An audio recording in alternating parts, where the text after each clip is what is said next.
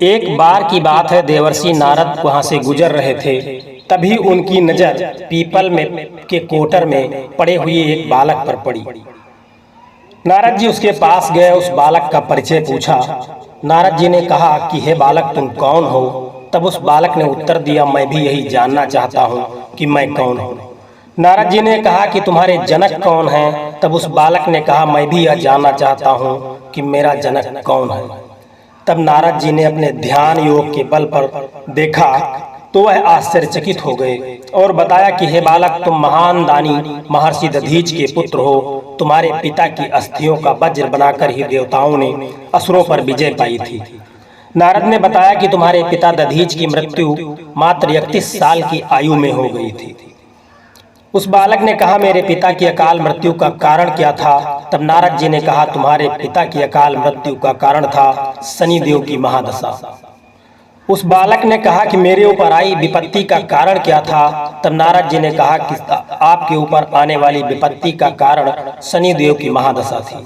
इतना बताकर देवर्षि नारद ने पीपल के पत्तों और गोदों को खाकर जीवन जीने वाले उस बालक का नाम पिप्पलाद मुनि रख दिया और उसे दीक्षित कर दिया।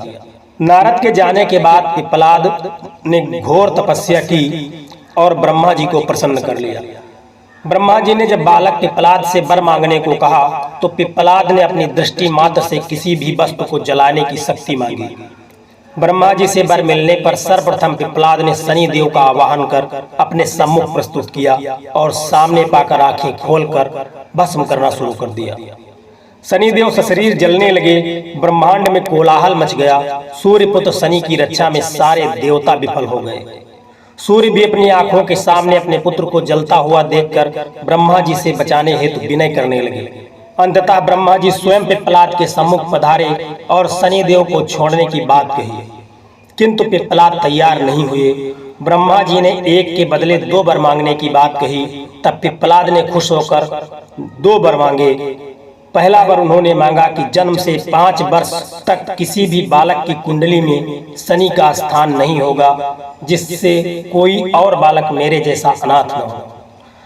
दूसरा वर मांगा, मुझ अनाथ को शरण पीपल के वृक्ष ने दी है, अतः जो भी व्यक्ति सूर्योदय के पूर्व पीपल के वृक्ष पर जल चढ़ाएगा उस पर शनि की महादशा का कोई भी असर नहीं होगा।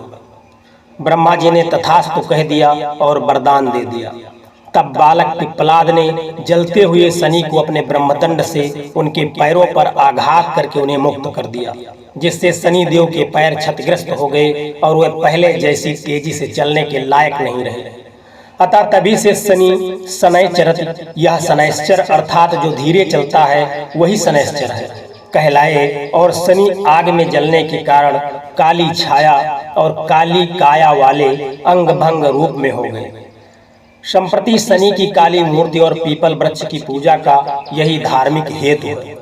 दोस्तों, यह वीडियो आपको कैसा लगा है? वीडियो को लाइक करें और कमेंट करके बताएं कि वीडियो आपको कैसी लगी है। चैनल पर यदि आप नए हैं तो चैनल को सब्सक्राइब करें। धन्यवाद। जय श्री कृष्णा। राधे राधे।